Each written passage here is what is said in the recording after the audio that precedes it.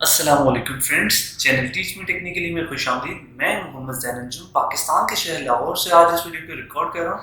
और आज के इस वीडियो के अंदर हम जो सीखने वाले हैं और जिस टॉपिक पर बात करने वाले हैं वो है नेस्टेड व्हाइल लूप, कि हम नेस्टेड व्हाइल लूप कैसे लगा सकते हैं। ठीक है, सो स्टार्ट करते हैं।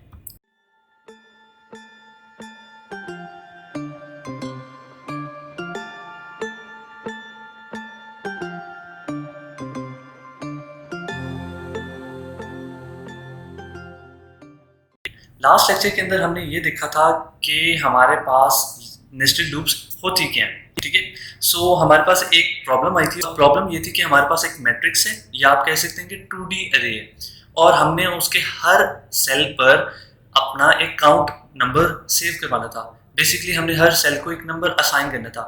सो हमारे पास ये है प्रॉब्लम, और हमने इसको C++ के अंदर सॉल्व करने के किस तरह से हम C++ के अंदर 2D अरे या फिर एक मैट्रिक्स के अंदर इस तरह से सेल नंबर असाइन कर सकते हैं या फिर इस तरह से वैल्यू को सेव कर सकते हैं। ठीक है, सो बेसिकली हमने अपने एलिमेंट्स को सेव करवाना मैट्रिक्स के अंदर। पिछले लेक्चर में हमने ये देखा था कि किस तरह से इसी प्रॉब्लम को हम नेस्टेड फॉर लूप के थ्रू सॉल्व कर सकते हैं, लेकिन आज के इस लेक्चर के अंदर हम ये देखेंगे कि किस तरह से सेम प्रॉब्लम को हम नेस्टेड व्हाइल लूप के थ्रू सॉल्व कर सकते हैं। ठीक है, सो फर्स्ट ऑफ ऑल हमें क्या करना है, हम बनाते हैं एक काउंट।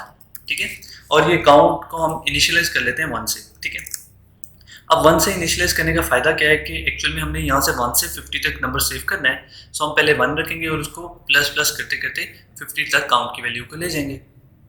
ठीक है, उसके बाद हम क्या करते हैं, हम अपने पास एक इंटीजर की 2D अरे बना लेते हैं। फॉर एग्जाम्पल हमारे पास है अरे ARR, और उसके अंदर रोज कितनी है, हमारे पास रोज हैं 5, और कॉलम्स कितने हैं, हमारे पास कॉलम्स हैं हमारे पास इस टेबल के अंदर 10। ठीक है, सो हमने ये बना लिया। सो इस तरह से हमारे पास एक 2D अरे बन चुकी है। अब हमें करना क्या, हमें करना ये है कि व्हाइल लूप के थ्रू, नेस्टेड व्हाइल लूप के थ्रू हमने इस पूरे जो हमारे पास 2D अरे है इसको ट्रैवर्स करना है, और उसके अंदर जो एलिमेंट्स को सेव करना है वो एक्चुअल में 1 से 50 तक होंगे। ठीक है, depending on the position of the cell. Okay, so first of all हमें एक सिंपल व्हाइल लूप लगानी है, और सिंपल व्हाइल लूप का आपको सिंटैक्स मालूम है कि हमें फर्स्ट ऑफ ऑल लिखना होता है व्हाइल, उसके बाद आती है हमारी ब्रैकेट्स, और यहाँ पर आ जाते हैं हमारी कर्ली ब्रैकेट्स। ठीक है, और राउंड ब्रैकेट्स के अंदर हमें अपनी कंडीशन को लिखना होता है।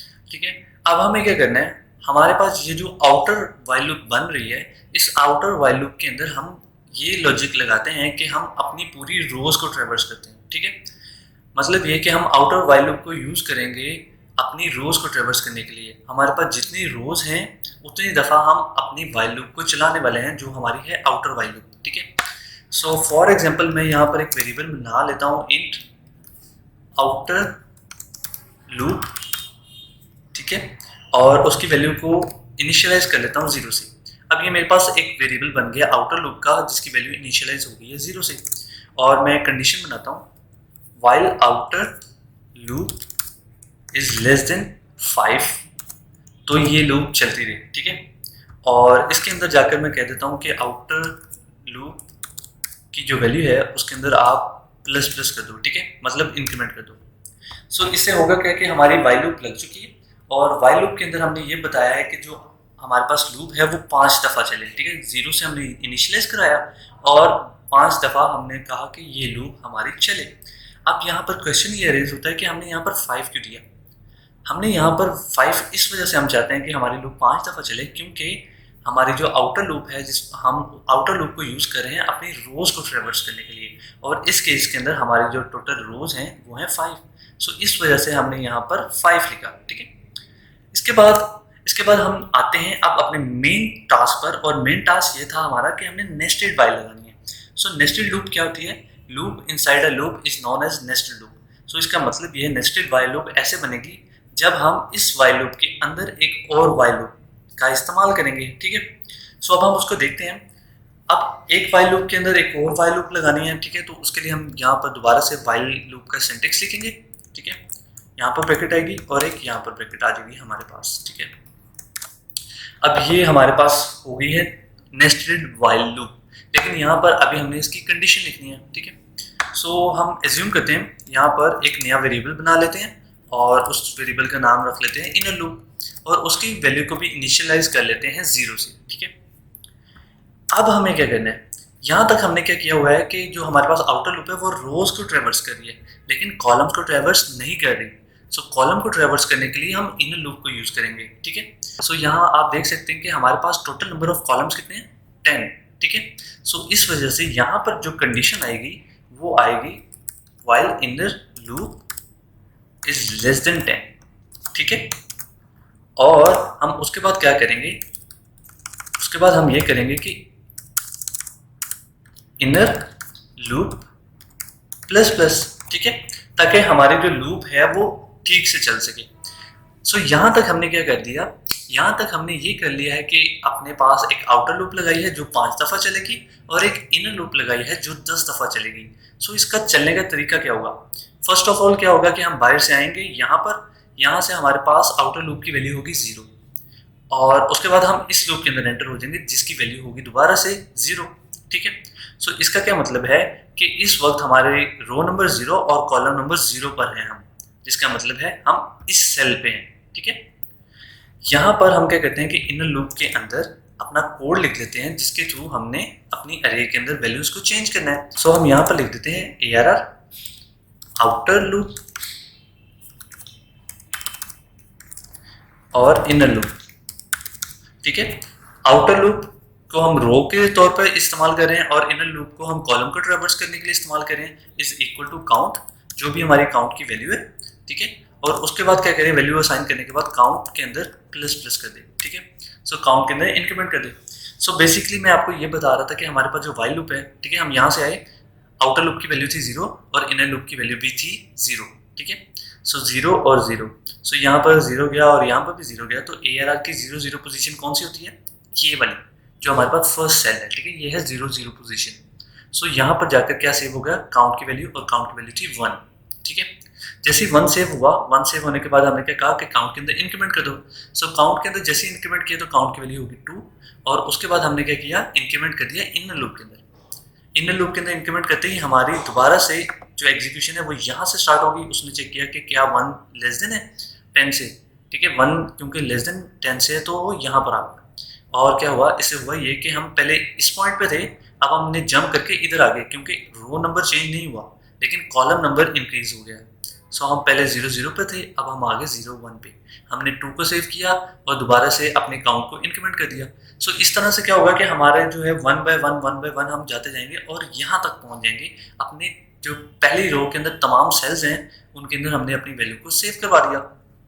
अब जैसे ही यहाँ पर हम आएंगे, इनर लूप को क्या करेंगे, प्लस प्लस करेंगे, तो इससे प्लस प्लस करने से होगा ये कि हमारी इनर लूप की वैल्यू हो जाएगी 10, ठीक है। हम जैसे 10 होगा हम वाइल लूप के अंदर दोबारा आएंगे, यहाँ से हम चेक करेंगे कि क्या 10 इज लेस देन 10 है, ये कंडीशन हो जाएगी फॉल्स। और जैसे ही ये कंडीशन फॉल्स होगी तो इसके फॉल्स होने से ये होगा कि हम इस लूप से बाहर आ जाएंगे। अब हम क्या किया कि हम इस लूप से बाहर आ गए और इस लूप के बाहर एक स्टेटमेंट पड़ी थी और वो था आउटर लूप प्लस प्लस। सो जब तक हमने ये लूप चलाई तब तक हमारे आउटर लूप की वैल्यू थी 0। अब इस कंडीशन के, इस स्टेटमेंट के बाद क्या होगा कि हमारे आउटर लूप की वैल्यू हो जाएगी 1, ठीक है।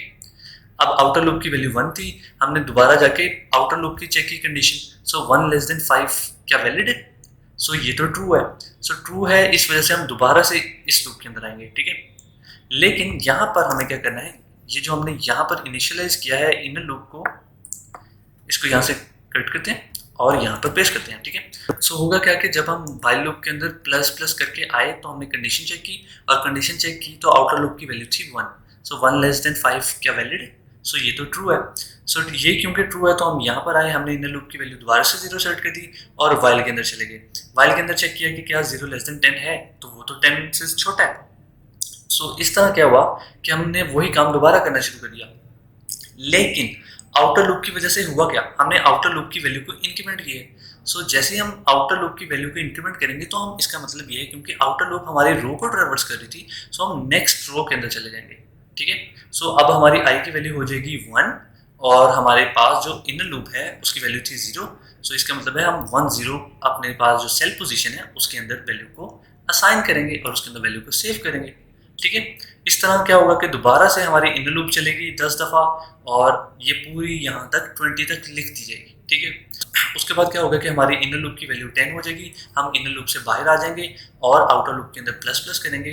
आउटर लूप के अंदर प्लस प्लस करने से ये होगा कि हम नेक्स्ट रो के अंदर चले जाएंगे, ठीक है। नेक्स्ट रो के अंदर जाने के बाद हम क्या करेंगे, दोबारा से इनर लूप चलाएंगे और इस तरह यहाँ तक 30 तक लिख दिया जाएगा, फिर 40 तक और फिर 50 तक। सो जैसे हम 50 वाले सेल नंबर पे वैल्यू सेव करेंगे, सो होगा उससे ये कि हमारे इनर लूप की वैल्यू हो जाएगी 10 और 10 होने से हम इधर से तो बाहर आ जाएंगे, लेकिन जब आउटर लूप के अंदर प्लस प्लस करेंगे तो आउटर लूप की वैल्यू हो जाएगी 5 और जब वो कंडीशन चेक की जाएगी तो कंडीशन हमारी फॉल्स रिटर्न करेगी, जिसकी वजह से होगा ये कि हम इस वाइल लूप से भी बाहर आ जाएंगे और हमारी दोनों नेस्टेड वाइल लूप ट्रेवर्स हो चुकी होंगी और उसकी वजह से होगा ये कि हमारा जो 2D मैट्रिक्स है उसके अंदर पूरा ट्रेवर्स भी हो चुकी होगी और उसके अंदर वैल्यूज भी असाइन हो चुकी होंगी। सो फ्रेंड्स, मुझे उम्मीद है आपको आज का लेक्चर समझ आया होगा। मजीद वीडियोस के लिए चैनल टीच मी टेक्निकली को सब्सक्राइब करें, वीडियो को लाइक करें और अगर आपका कोई भी क्वेश्चन हो तो कमेंट बॉक्स में कमेंट लाजमी करें। Thanks for watching friends.